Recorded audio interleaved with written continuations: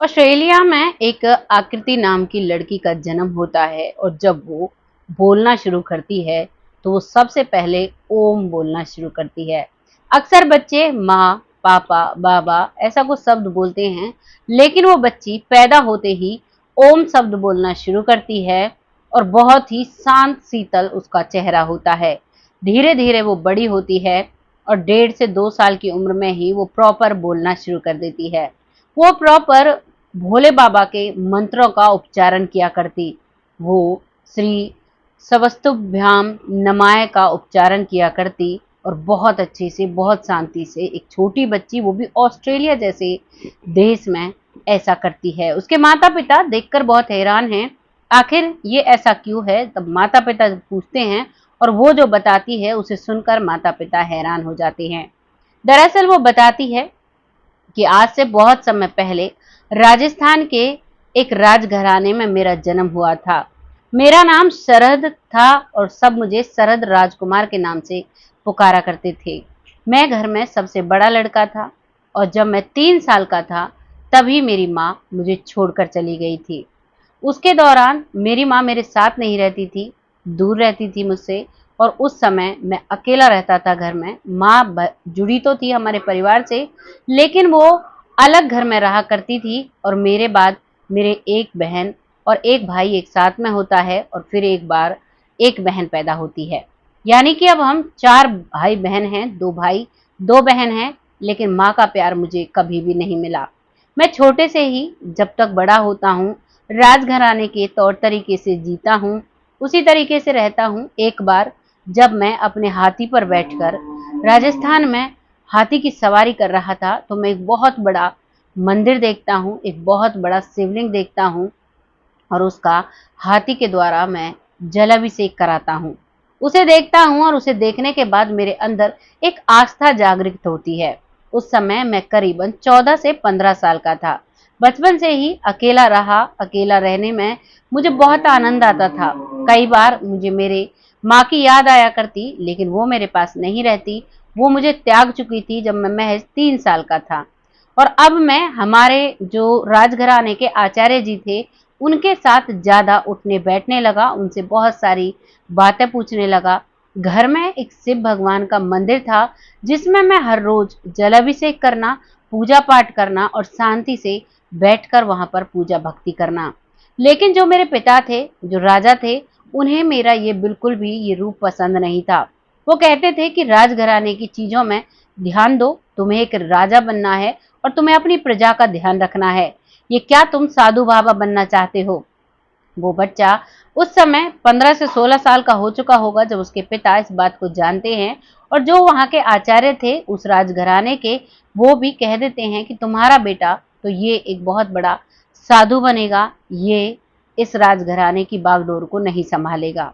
इस बात से उसका पिता बहुत चिंतित था, लेकिन उस बच्चे को कोई भी फर्क नहीं पड़ता है। धीरे धीरे वक्त निकलता है, अब वो 20-22 साल का हो जाता है और उसका पिता जबरन उसकी शादी करा देता है।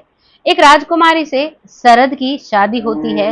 शरद राजकुमार की शादी जब एक राजकुमारी से होती है तो धीरे धीरे उन्हें एक बेटी हो जाती है और बेटी होने के बाद जो पत्नी थी, जो राजकुमारी थी, जो महारानी बनकर आई थी, वो समझ जाती हैं कि मेरा पति मेरे साथ ज्यादा दिन तक नहीं रहेगा, ये मुझे छोड़कर जाने वाले हैं, क्योंकि उनका गृहस्थी जीवन से मोह उठ चुका था। वो बहुत ही शांत स्वभाव से, साधुत्व तरीके से जिंदगी जीते थे। और जब ये एक दिन रात को ये और इसकी पत्नी और इसकी बच्ची जब अपने कक्ष में थे तो रात को ही बिना पत्नी को बताए वो वहां से चले आते हैं। पत्नी को पता था कि ये जाएंगे, लेकिन उन्हें जाते टाइम उन्होंने नहीं बताया।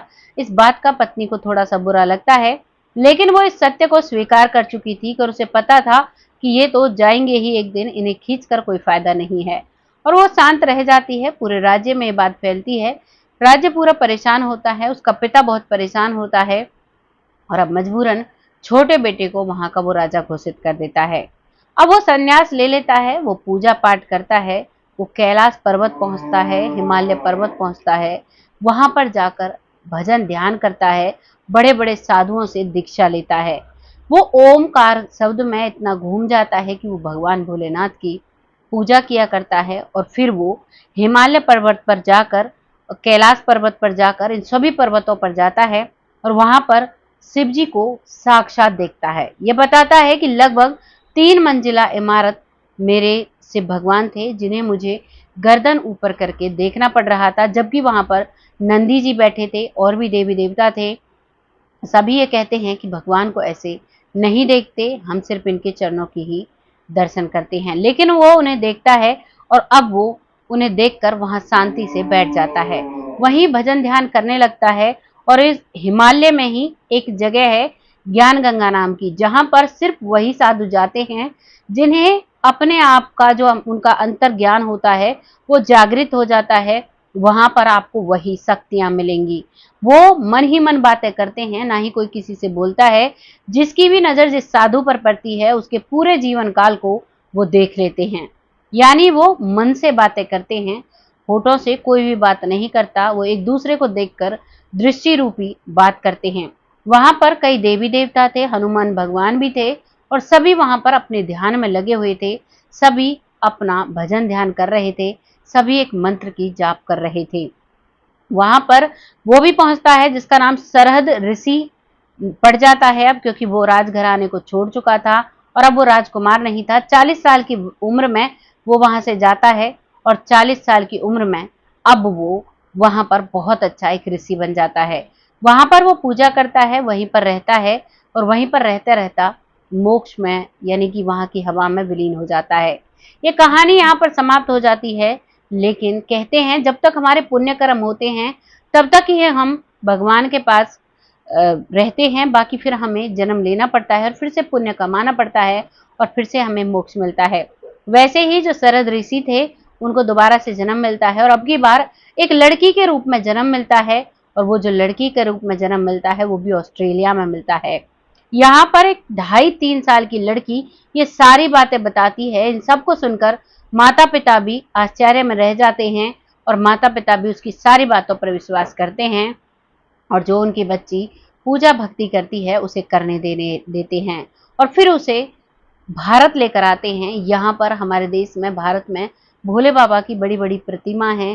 राजस्थान लेकर आते हैं जहाँ वो अपना पिछला जन्म बताती है, वहां पर वो सब कुछ देखती है, लेकिन वो बिना किसी को बताए वहां पर घूम कर जाती है। कहती है ये तो मेरा पूर्व जन्म था, अब यहाँ मुझे ढिंडोरा पीटने से कोई फायदा नहीं, मुझे अब अपने नए जन्म में अच्छे कर्म बनाने हैं। क्या फायदा मैं सबको कहूँ यहाँ मेरा पहला जन्म था, मैं यहाँ का राजकुमार था, ऐसा कुछ नहीं।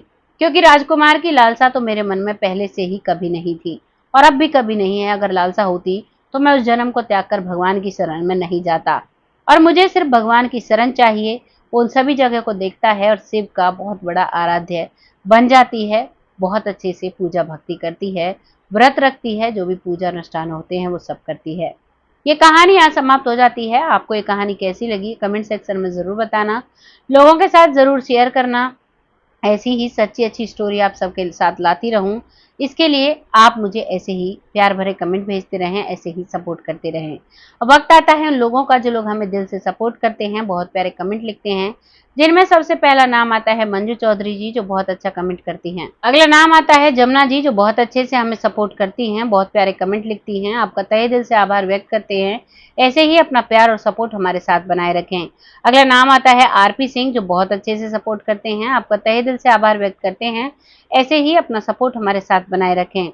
अगला नाम आता है लखविंदर सिंह, जो बहुत अच्छे से सपोर्ट करते हैं। आपका तहे दिल से आभार व्यक्त करते हैं। ऐसे ही अपना साथ हमारे साथ बनाए रखें।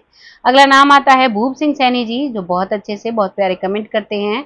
आपका तहे दिल से आभार व्यक्त करते हैं, बिटिया कहकर संबोधित करते हैं। ऐसे ही अपना सपोर्ट बनाए रखें। अगला नाम आता है सुरेंद्र पालकर जी, जो बहुत अच्छे से सपोर्ट करती हैं, बिटिया कहकर संबोधित करती हैं। ऐसे ही अपना सपोर्ट हमारे साथ बनाए रखें। अगला नाम आता है पिंकी भोई जी, जो बहुत अच्छे से कमेंट करती हैं, बहुत प्यारे से सपोर्ट करती हैं। ऐसे ही अपना सपोर्ट बनाए रखें जिससे कि हम आगे बढ़ते रहें। अगला नाम आता है परमजीत कौर जी, जो बहुत अच्छे से सपोर्ट करती हैं, बहुत प्यारे कमेंट करती हैं। ऐसे ही अपना सपोर्ट हमारे साथ बनाए रखें जिससे कि हम आगे बढ़ते रहें। अगला नाम आता है अनिल साक्या जी, जो फरीदाबाद से हैं, जिनका ट्रांसफर हो गया है, बहुत अच्छे से कमेंट करते हैं। आपका तहे दिल से आभार व्यक्त करते हैं। ऐसे ही अपना सपोर्ट हमारे साथ बनाए रखें। अगला नाम आता है जसवंत त्यागी जी, जो बहुत अच्छे से सपोर्ट करते हैं। आपका तहे दिल से आभार व्यक्त करते हैं। ऐसे ही अपना सपोर्ट हमारे साथ बनाए रखें। अगला नाम आता है सरयू बाला जी, जो बहुत अच्छे से सपोर्ट करते हैं, बहुत प्यारे कमेंट होते हैं, आपका तहे दिल से आभार व्यक्त करते हैं। ऐसे ही आप सब अपना साथ मेरे साथ बनाए रखें, जिससे कि मैं आगे बढ़ती रहूं और ऐसी ही सच्ची और अच्छी स्टोरी आपके साथ लाती रहूं। तब तक के लिए जय हिंद, जय भारत।